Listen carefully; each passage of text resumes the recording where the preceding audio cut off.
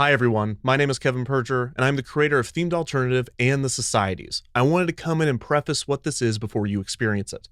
The Societies is part audio drama, part podcast, part role-playing game, part comic, and that barely begins to cover it. If you don't know anything about D&D or role-playing games, don't worry, we don't go that deep. Here's everything you need to know in about 20 seconds. In a role-playing game, players portray characters, and the players roll dice to have their characters complete actions. The higher they roll, the better chance their character has of successfully completing an action. While D&D draws inspiration from myths and legends, the Societies draws inspiration from the lore of theme parks. I will be the game master, or if we're looking at this as an audio drama, the narrator, and I have created a world in my head, and I have populated that world with characters created specifically for Disney, Universal, Cedar Fair, and other theme parks. Our main characters might find themselves surrounded by the pirates of the Caribbean, or haunted by the ghosts of the Haunted Mansion. If you don't want to know anything about how the game itself works, that's absolutely fine, and I promise you won't be lost. You can follow this along just like an audio drama narrative story, and if you're that type of person, skip now to the time code on the screen.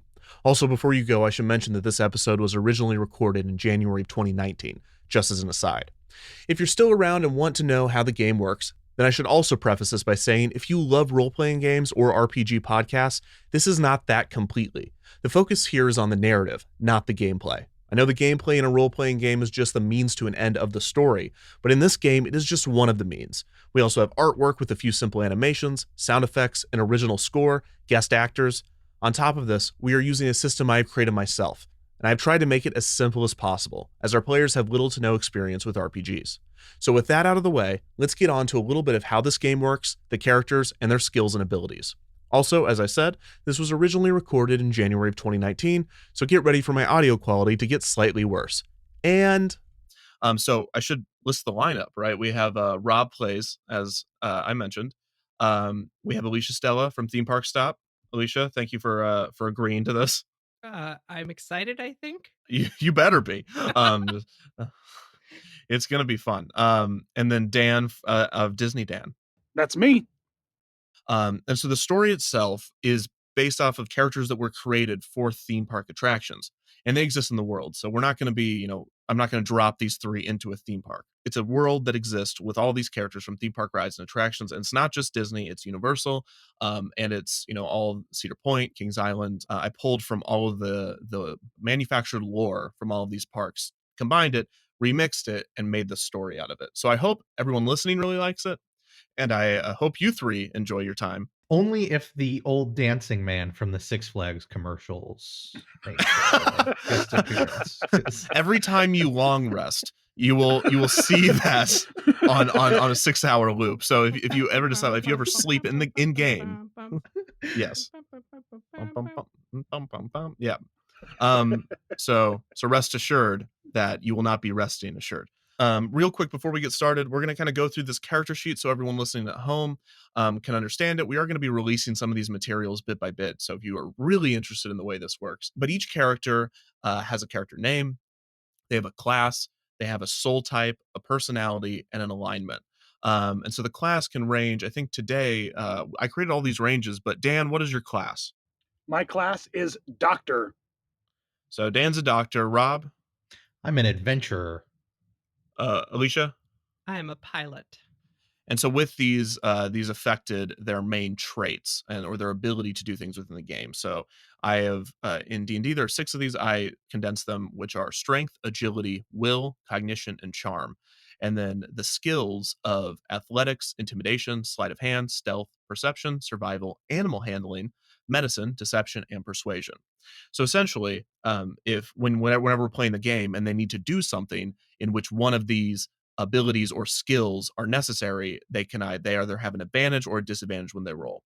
So a very simple explanation of this would be if they're trying to persuade someone to open a door for them, and someone has +5 persuasion and they roll a 10, that would actually be a roll of a 15. And depending on how high or low they rolled, depends on the success of that action. I'm not going to spend this entire kind of preface explaining how all tabletops work, but that's basically the gist. They also have a soul type, which is either their energy comes from their head, their heart, or their hands. Dan, your heart, right? Chip thinks with the heart. Yep. Yes. And sorry, you can say your character name now. Yep, that's what I just said. I'm Chip Whittlesey. Yes. Okay. And Rob, PhD. character name and PhD. Yes, I was waiting for that. That's why I paused. I was like, he's going to say it right when I move on.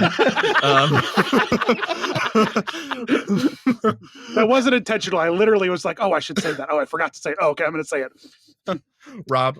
I am Herbert Lister, the one and only, and I think with my hands, I guess.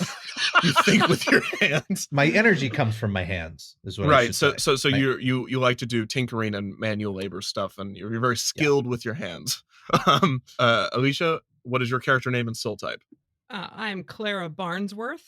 I'm worth a barn, I assume. And I think with my head, which is more usual for people, I think, to think with. Sure. Which is actually perfect for your character because you think with your head and you think it's weird that other people don't think with their head, especially Rob who thinks with his hands. But again, it's more where your energy comes from. And this will come into play later in the game. Personality types, these can range from confrontational, neutral, or recluse. And Dan's your recluse, Rob, you're confrontational, and Alicia, you're neutral. And so basically what this does is it determines weapon proficiency, and it also helps them build their characters. So what weapons proficiency is in this case is if you're confrontational, you like melee hand combat, so swords. If you're neutral, you can kind of sit back but still be engaged in combat, so guns or bows. And Dan, who is our doctor and our recluse, is what are your weapons, Dan? I have a dagger, and I also am proficient in poison Ooh, that's great. You have poison with you at all times. at the hip. I'm certainly an interesting doctor. And then alignment is completely for them, and that's if you've ever been in the meme verse or you've actually played a role-playing game before, this is just the typical alignment, whether it be true neutral, chaotic neutral, chaotic good, chaotic evil, lawful neutral, lawful good. And this is basically just saying like, well, where do your allegiances lie as far as morals go? And it just helps them build their characters, and also helps characters determine who they are in the game. So with all that, I know that's a lot. The last thing I'm going to say is this does work different in Dungeons and Dragons and other tabletop games. You level up, and that's how you increase skills. Because this is more of a linear story and not really a free world, they are going to be able to like work within the story. And if they decide to just go off on their own adventure, then I guess I have to deal with that. Please don't do that completely. like it, so What's so for over there? instance. Chip Whittlesley leaves no door unopened. I would like to go through the drawers. So what that would actually look like in game is if there's a dragon like hovering above you, and clearly I want you to like engage in combat with the dragon, and you're like, no, I think I'm gonna just go home and just Right. not do anything for a while, and just you're gonna long rest for how many weeks? So essentially, we also have a few special items that this came with their class, or special abilities. So Dan, what are your special abilities as a doctor? Well, I can heal wounds once per turn, and I also have the ability to detect poison. And so you know what poison looks and tastes like. Right. Rob, what are your special abilities as an explorer? As an adventurer, my ability, if I'm trying to punch somebody to knock them out, I have a natural advantage. And then I also can woo people, but only people who are attracted to me. It gives me an advantage to my charm rolls. But I think I made sure you made a note that you know when they're attracted to you. Yeah. I apparently have. That's a good sense that Herbert has. So I guess that could be a third special ability, but not really usable unless you're going to take the James Bond approach, which I do not recommend because I really don't want to play all those scenarios out with you as the other party involved in whatever that would look like. Herbie the love adventurer. And I also get out a cigarette. And Alicia, what are your special abilities as a pilot? As a pilot, I can pilot anything that can be piloted, and also can make fire. That's awesome because you're very good at survival. Dan, what's in your equipment? Well, in addition to the poisons I keep handy with me at all times in my doctor bag, I also have a fine selections of herbs and oils. And not the kinds of herbs and oils you use to dip bread in, but instead the kind that you use to increase your charisma. So if you were to use these oils in a situation where persuasion would be helpful, or deception, I guess, it would give you some sort of advantage. Yes, but I have to come prepared. I cannot do it in front of the person I'm trying to persuade. The way we explained this to Dan was you cannot, like, if you're like, hey, can you, like, can I get a room in this hotel? Not agreeing with me, eh? Hold on one second. Yeah. Can I get a room in this hotel? No. Okay. How about now? Unscrews bottle and starts dousing himself. Puts a little CK1 on his neck. And Rob, what's in your equipment? Sword. Herbert's a simple man. Oh, that's all you have, eh? That's you also have rope, though. Yes. Sorry, I didn't see that. I have rope that I can swing from anything, but just anything that could hold my weight. And Alicia, what's in your equipment?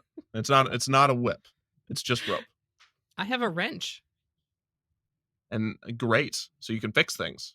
Yeah, I have an advantage on fixing things. Fantastic. So with that, so we have Alicia playing as Clara Barnsworth, Rob playing as Herbert or Herbie Lister, and Dan as Dr. Chip Whittlesley, PhD. The second. No, I'm the original. I'm the original. Okay. Yeah. So, because if you haven't caught on, the name of this podcast, or the name of the story, more accurately, is called The Societies, because the Society of Explorers and Adventurers are involved. So with that, as I said earlier, there will be characters from your favorite Disney attractions, from your favorite Universal attractions, from other places, other parks throughout the United States and the world will show up as either as monsters or beasts or people in the world or settings. This is a ground rule that we're going to set now, that you are not allowed to use the knowledge you all three have of theme parks to your advantage within the game. Right. So let's say that you, for some reason, end up in Pirate World, and you know that Red is the biggest, boldest pirate, and you see a redheaded pirate, and you're like, that's Red. I know this and this and this about her. No, you don't. You're a player. You have no idea. So that's going to be might be the hardest thing, is when characters that you know, and that's probably even a bad example, because some of these characters you'll hear and you'll be introduced to at some point. You'll be like, oh my gosh, it's this person, and you just have to contain yourself and stay in character. So with that, does anybody have any questions before we get started? I know, like, everyone listening is like, I have 1,000, but don't worry, we're gonna go real. This is start slow on purpose, and by the end, you'll hopefully be playing with your own character sheet that we give you, and do anybody have any questions before we get started? Nope.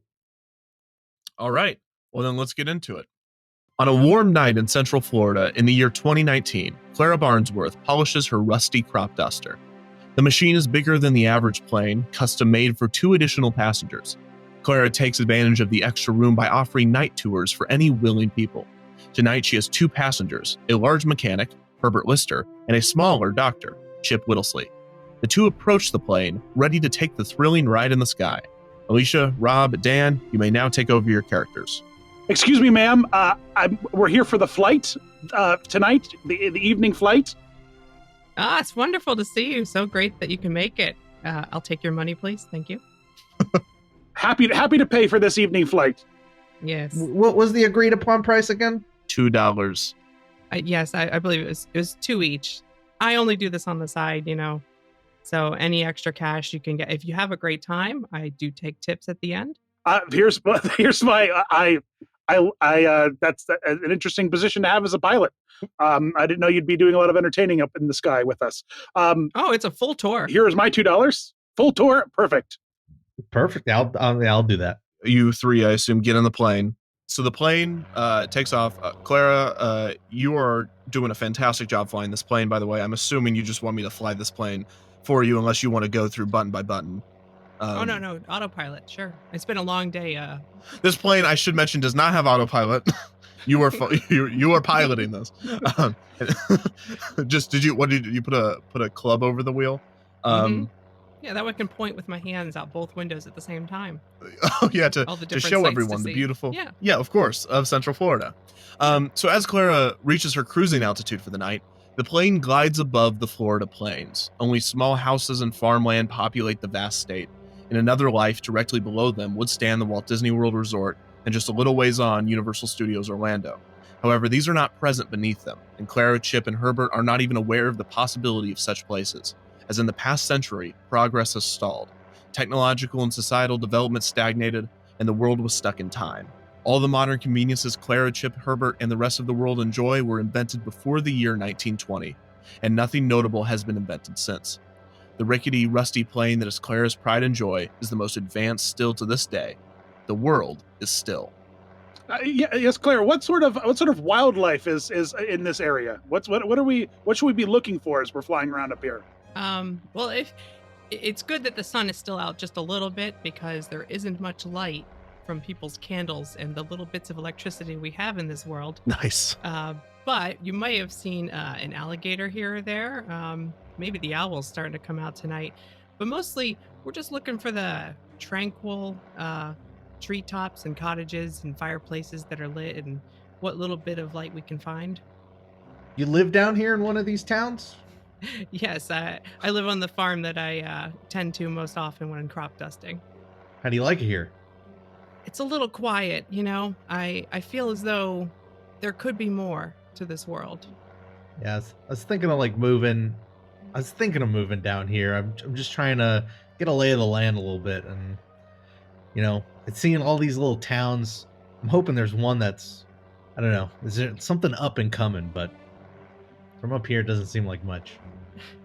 The nicest people you ever meet. I mean, simple but nice.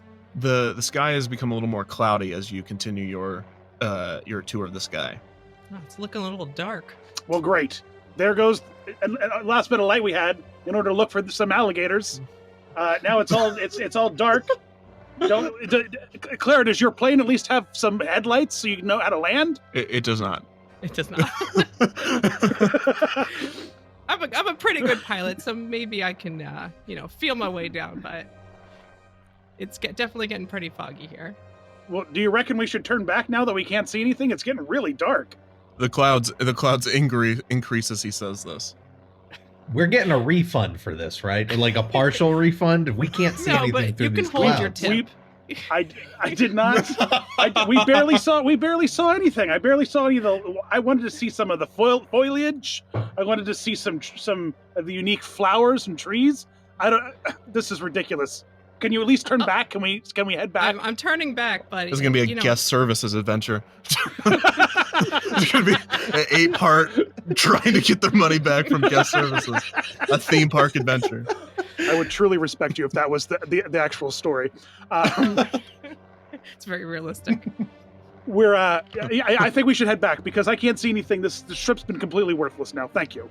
So at this point, you've basically flown into a cloud, and you hear a roar of thunder and then a lightning crack ahead. Holy smokes! There seems to be more on the way as rain begins to pound down. So you are now stuck inside of a rain cloud. Well, this is not good.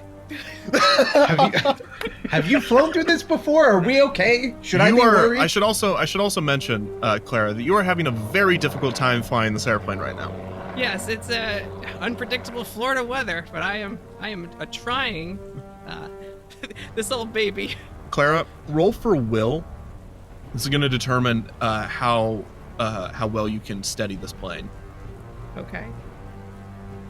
6. Do I add 3? Yes, you do. 9. Okay, so this is our first lesson in that a roll of less than 10 is almost a guaranteed failure, depending on the action, unless you ask to roll for something really easy. Seatbelts buckle from your right to your left.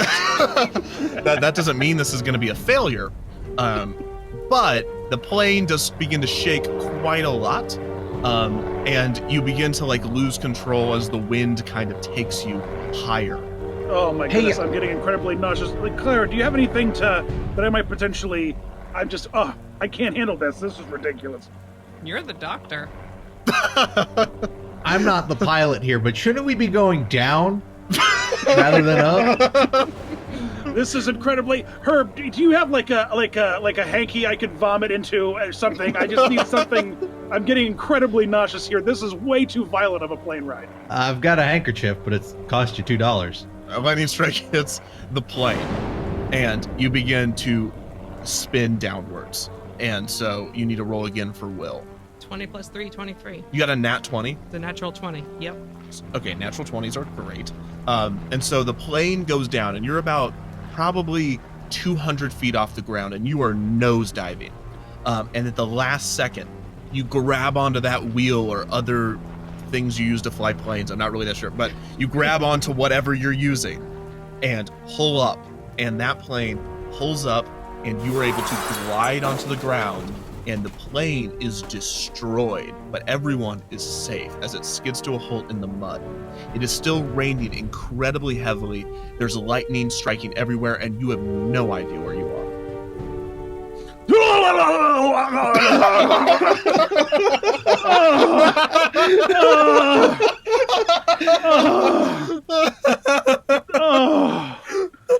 That was too much.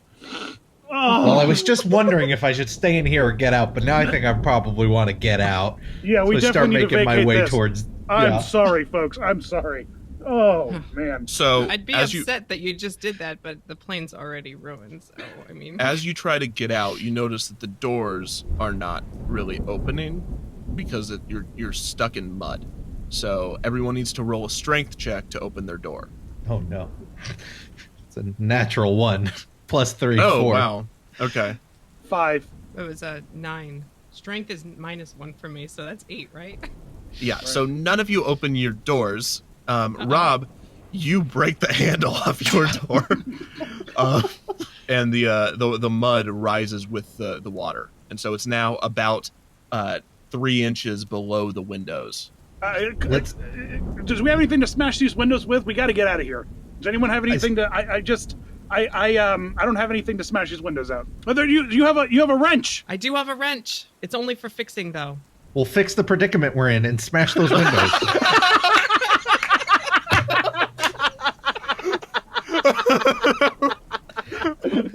I rolled an 8. Okay, we have advantage with the wrench, so I'm going to give it to you in this instance to roll a second time and pick the higher one. That's a 1. A natural one? Yes. You try to hit the wrench bounces off the window, and it falls towards your feet, and so you scramble to get it, or you can just leave it. Any other bright ideas? Herb, can you reach the wrench? He cannot. You're sitting next to each other. I just kind of want to. Can I grab onto the sides of the chair as leverage and try to start kicking the window of the door that I just broke the handle off of? If you use your feet, I'll give you advantage. Okay. And still strength check. 17. Nice. You break that window. Luckily, it doesn't cut your legs open, and so you're now have an escape. Great. So we all climb out. Do we have to? Can we all get out easily? Yes. No, there's no issue getting out. You all get out easily because there's enough room through that window, and the rain pelts you as your feet sink into the mud, but not so. I mean, this is just a poetic touch. You're not in quicksand. Your feet are in the mud. There's rain pouring. It's lightning, and you have no idea where you are. I'm sorry, guys. You don't have to pay me the $2. I guess the bright side is that our shoes are now vomit clean because it's raining so heavily. Where on earth are we? Can I look around? I thought you were about to say Canada, and I was like, you are not in Canada. Yeah, I was about to ask the same thing. Can we roll to kind of get a perception? Yeah, that would be perception. Roll for perception? Yes. Herb? 20, not natural though. Okay, so pretty easily, you see at the top of a hill, about 100 yards, the lightning strikes and backlights a large mansion. We got to get up there. Yeah.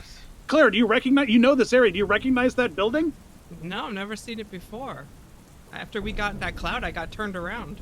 All right, well, we got to head there. Do we need to do anything particular to start heading there? I mean, it's raining heavily. You can walk. I'm already walking. I just walked away and started heading over there. I'm moving quite quickly. You do have double speed, so you can get there quicker than everyone else if you choose. No, we got to keep the group together. I'm a doctor. I took an oath. I think beforehand we determined that was your catchphrase, which is I took an oath. I took an oath. Okay. So as you walk up to this mansion, you notice just how broken, and it looks like it slammed into the ground. It's old, it's cracked. There are cobwebs on the outside that are holding up in the rain, which means they must be super strong. So there's a large balcony, or a large porch, I should say, with a large double door with 2 knockers on either side. Hello! I like how I said I gave you knockers and you just started yelling. Like, I was like, you said that the place is like broken down and apart. What do you need to knock? You can just scream through the walls. Everything's broken down, right? Yes, you're right. You're right. You're right. So I want to walk up to the front door and just start, banging the knocker. Would it benefit us to roll for any perception on the building itself, or we kind of know what we know? Sure, do it. I want to roll for perception. Okay, go for it. 7. You notice nothing. And you're not too sure that you notice nothing. This would be a good time to mention the thing with perception is sometimes there's nothing. So if you roll a nat 20, there could still be nothing. But I could tell you are for sure that there's nothing. These are strangers, a little tricky situation. I'm going to just take a moment and I have some of this really nice smelling oils that I just want to we don't know who we're going to run into in this building. So I just would like to put on some of my herbs and oils, if that's okay. I just kind of stare at Dr. Chip in disbelief a little bit. What parts of your body do you put the oils on? A small dab behind each ear and on each wrist. I talk with my hands so they move around a lot. It gets the sense moving into the room. Gets it into the everyone gets a good movement in there. You know what I mean? So. Right. Yeah, we're still outside in a pretty violent rainstorm, right? You're out of the rain right now, but if you were to get off the porch, you would be in the rain. I'm knocking. You knock. Nothing happens.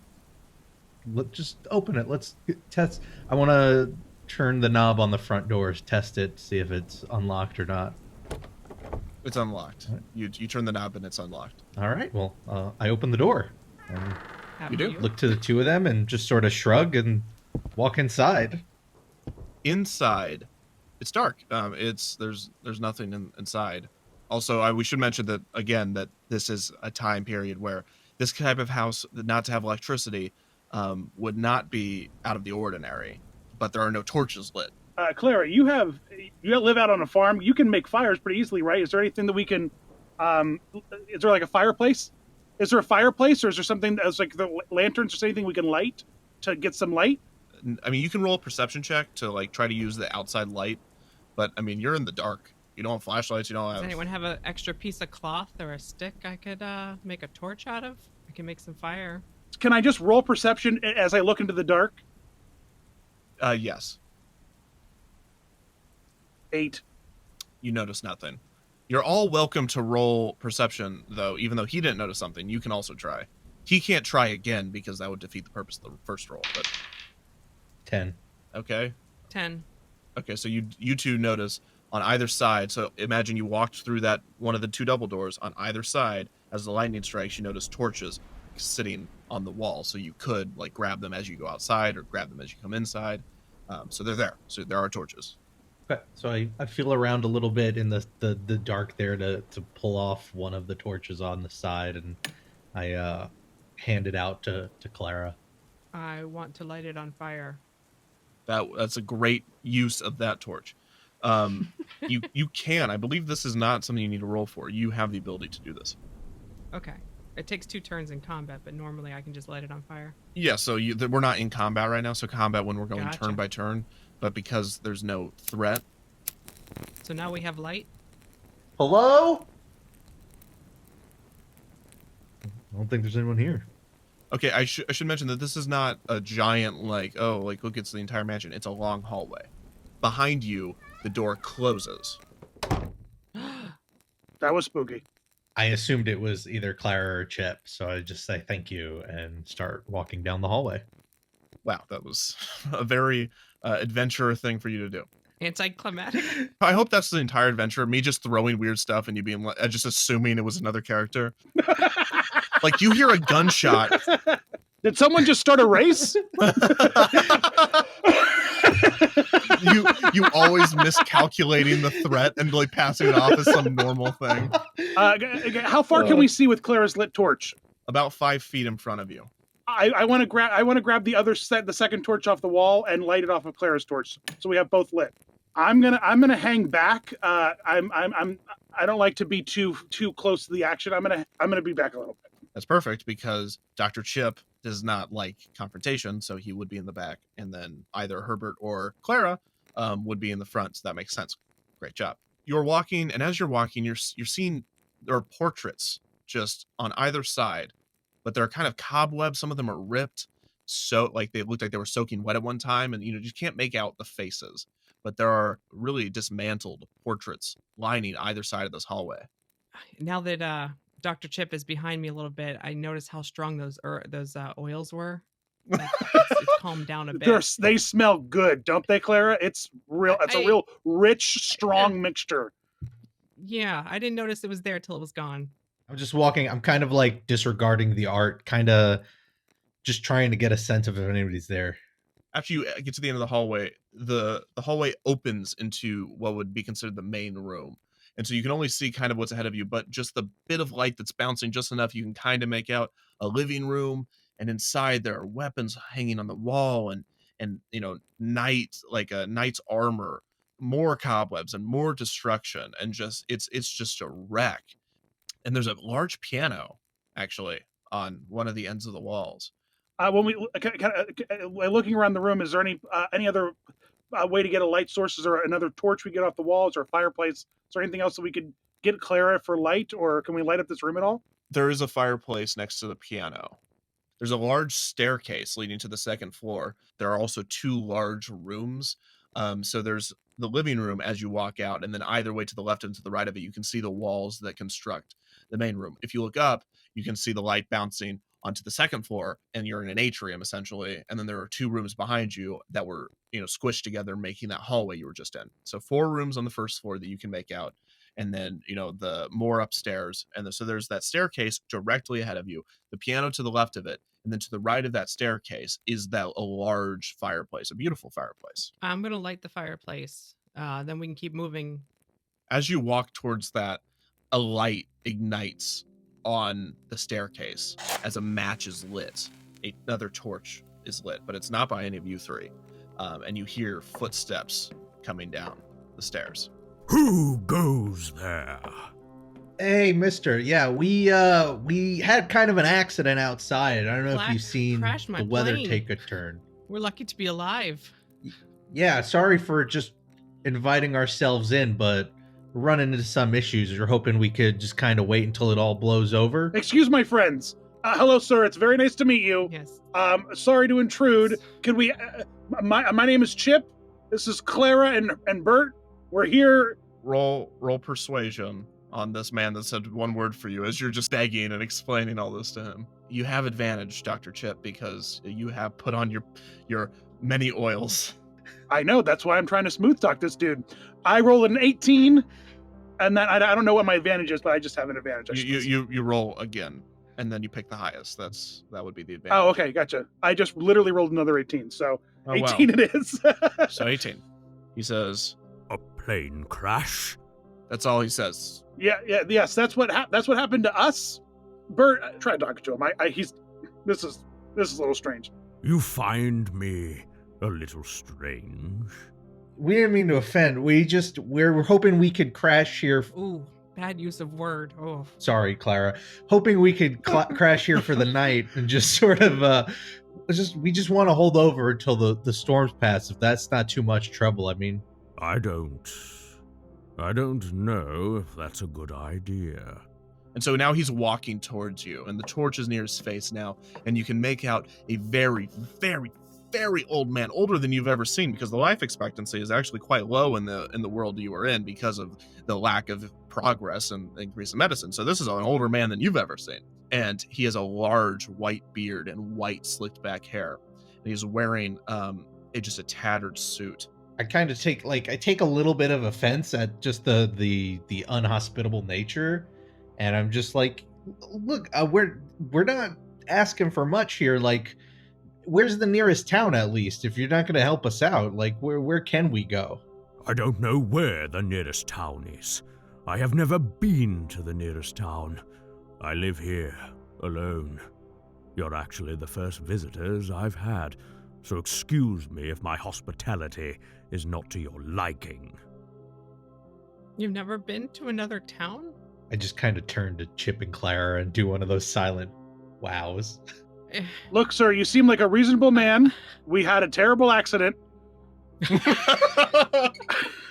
Luckily, we had an expert pilot. She's an expert crop duster. And by the grace of the gods, she landed us down safely. But we got mudded. The plane's in the mud, sir. All right. Well, I guess I have house guests. I guess this is the part where I offer a home-cooked meal. I haven't cooked for anyone in a very long time, so I hope you won't mind a few mistakes in the kitchen. Well, as it would have it, I am terribly hungry now. No. Nothing left. You cannot sense danger at all. Is it okay for me to grab the group and casually remind them listen, guys? Yeah, he'll see it. Yes, you can. Go on with it. Huddle up. Listen, guys, I am an expert at detecting poison, all right? I know all of the poisons. Where does he I know get food? He doesn't go to town. How could he even have food? Sir, yes, What we are would you love to eat with doing? you. Come on, guys, let's go.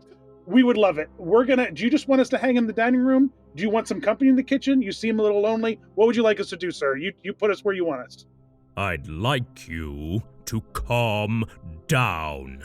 You're very loud. I'm going to take a step back, sir. I apologize. Yes, you're right. This is your home. I'm sorry.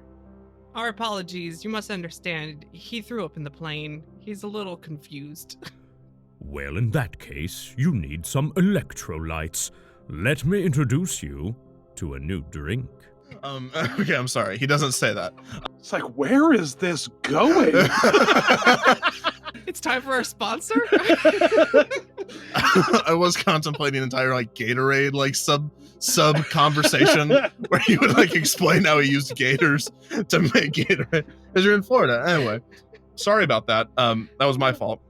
That is all right. You may wait in the common room, just so long as you do not explore the house. I like to keep my keeping safe, if that's all right. Yeah, hey, that's fine by us. We're just here to wait out the storm. Yeah, we're your house guests. Thanks for not being angry that we broke in.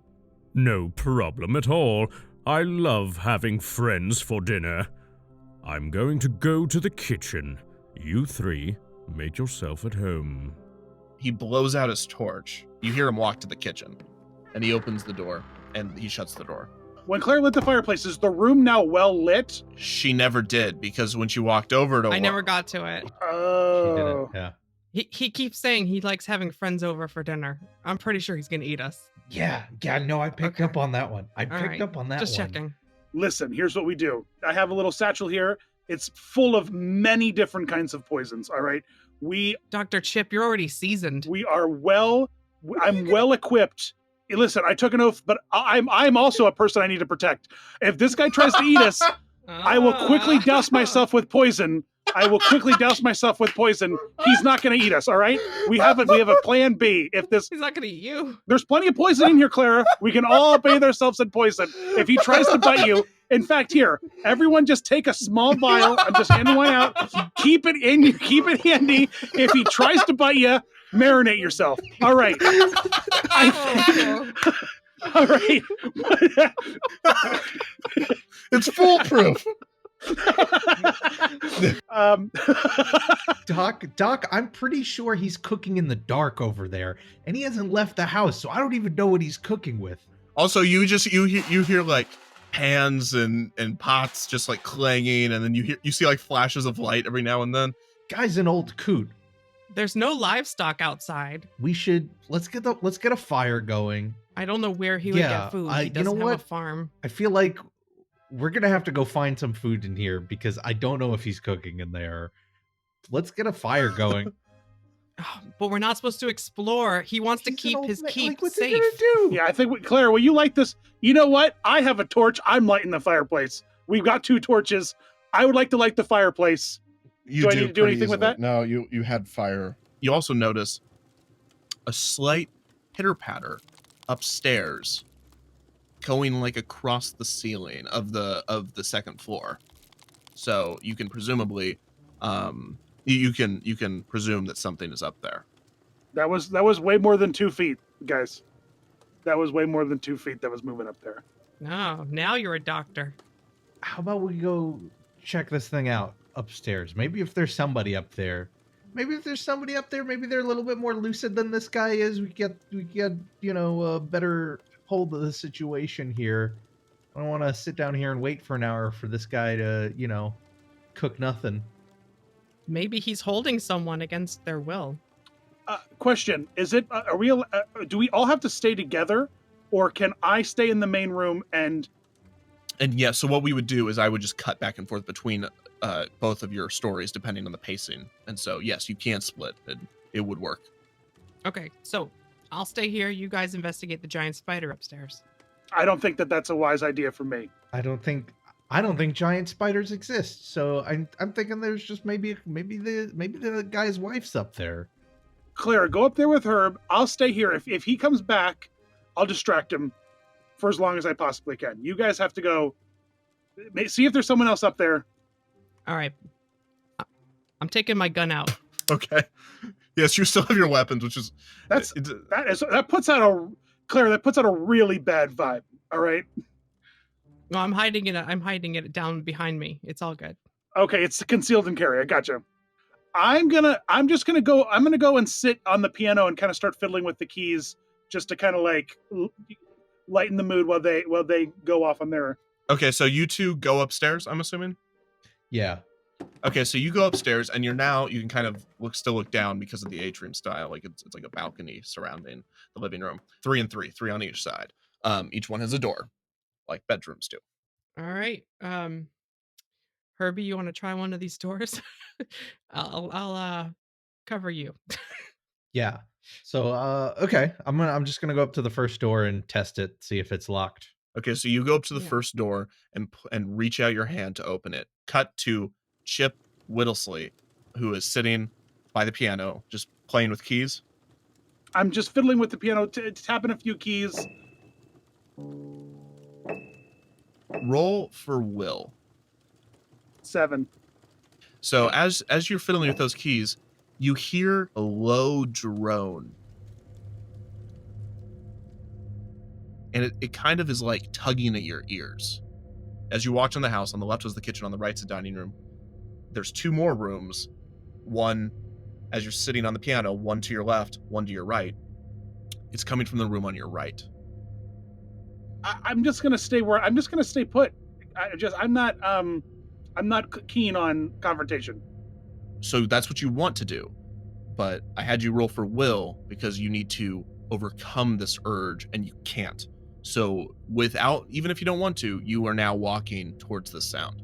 Cut to Clara and Herbert upstairs. So Herbert opens the door and opens it to one of the guest bedrooms.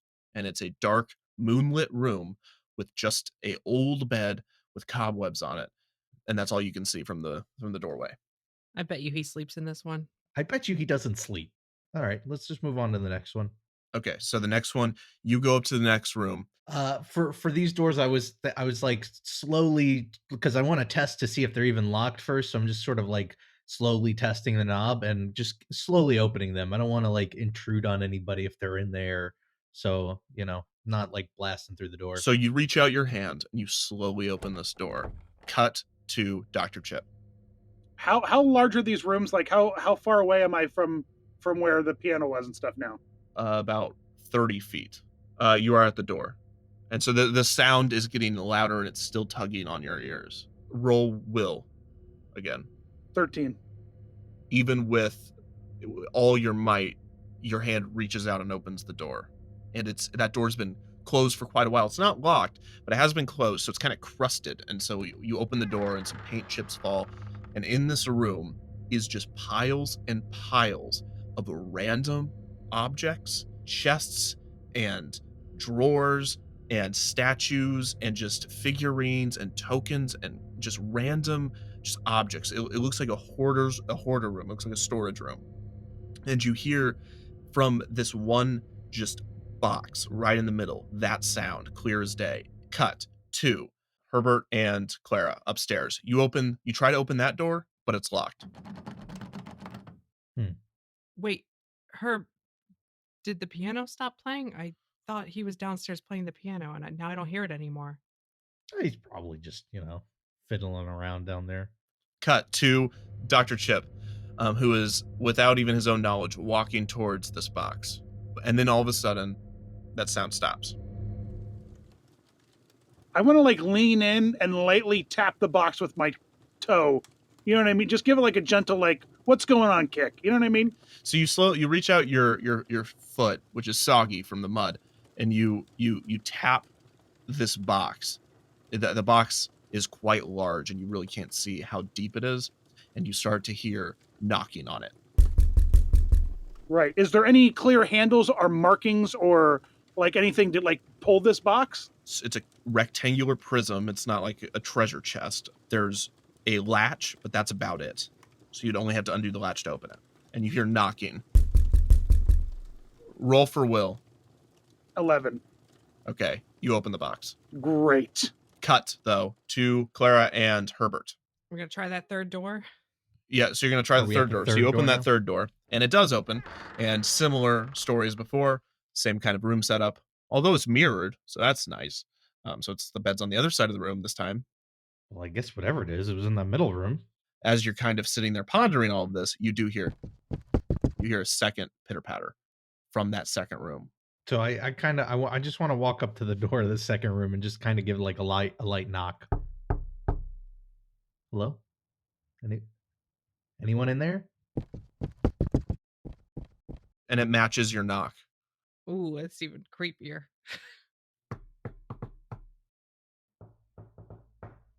Huh. Well, okay.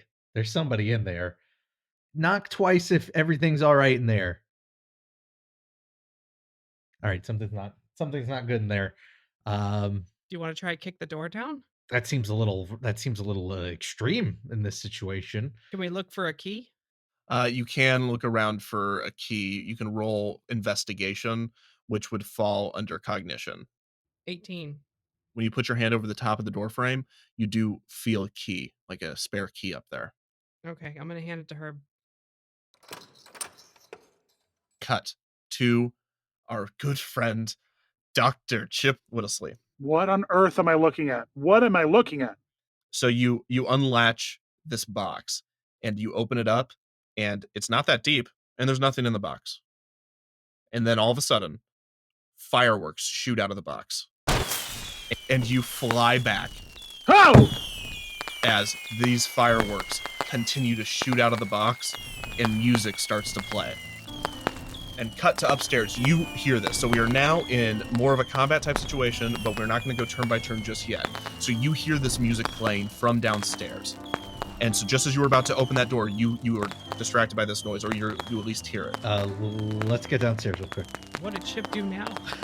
So you two run downstairs, and you see Chip, who I'm assuming is running away from the box. Chip can move quick. Let's get out of here. I'm gonna immediately slam the door in front of me and run back. You two are running down the stairs, and you can now talk to Chip. You can be face to face. What was that? What the heck was that? Then all of a sudden the door opens by itself, and then slams by itself, and then opens by itself, and then slams by itself, and then opens by itself, and then slams by itself. And then on the other side, the door opens in double time and slams by itself. So this is the other room that you haven't been in.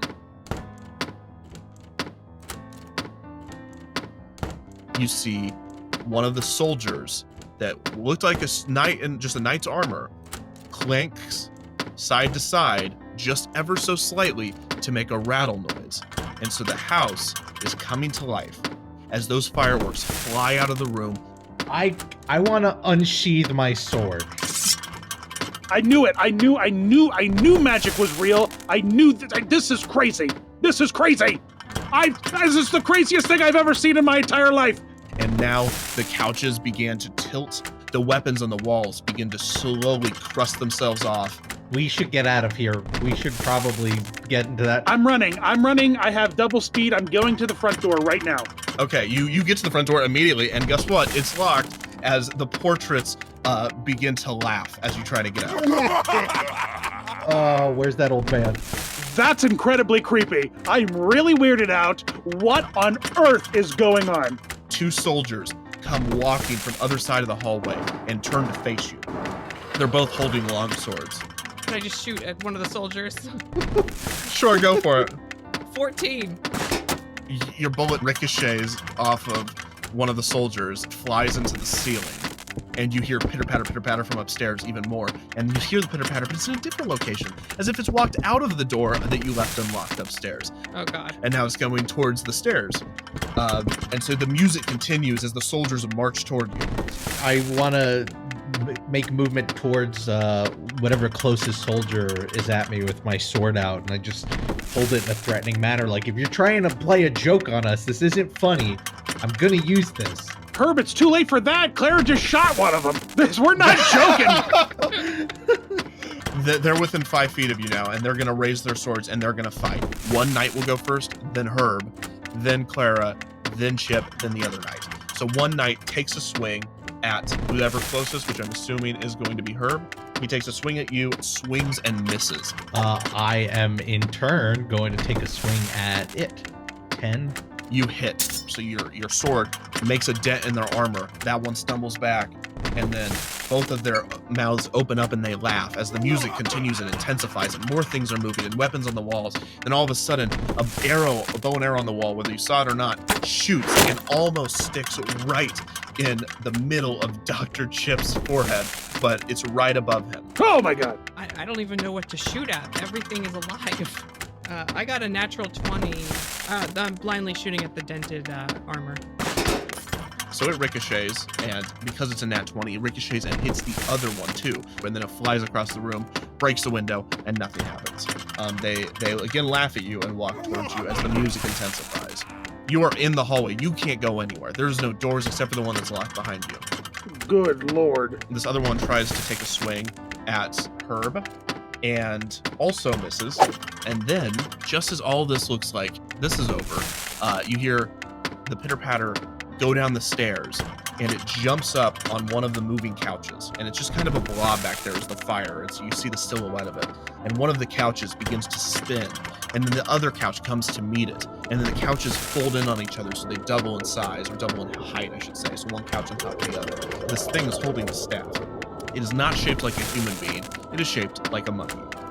The monkey holds its staff and begins to, one at a time, point it in directions of other parts of the room. The objects either go back into their original place or stop moving depending on what happened, and it points at the 2 soldiers, who immediately freeze up and backpedal and go back to their original places as the music dies down and the fireworks come back out of the walls and fly back into the box as the monkey throws down its staff and runs into that room. Out from the kitchen bursts the man. So the man comes out and peeks his head around the corner. He's a large pot, and he's been stirring something, and he sees the 3 of you, and he throws down the pot, and he looks around and sees everything kind of settling, but he can tell it was shaking. What happened? Albert, was that you? And up jumps the monkey onto his shoulder, and he looks at the monkey, and the monkey goes, "Bop, bop." Which one of you opened the box? What box? I didn't see a box. Listen. I said, which one of you opened the box? I don't know what is going on with this house. I could literally not help myself. It was just, You opened the box. and he walks towards you as the monkey kind of sits on his shoulder. I don't want him in my face. You know where to go back. I'm literally against the wall. Listen, it was humming. That my willpower, it was overcome my willpower. He's right in your face, and he says, You're telling me that you opened that box? I had no choice. Yes, I did. It was me. You had no choice? I don't know what kind of weird magic is happening in here, but I could not prevent. Shush. Did you say magic?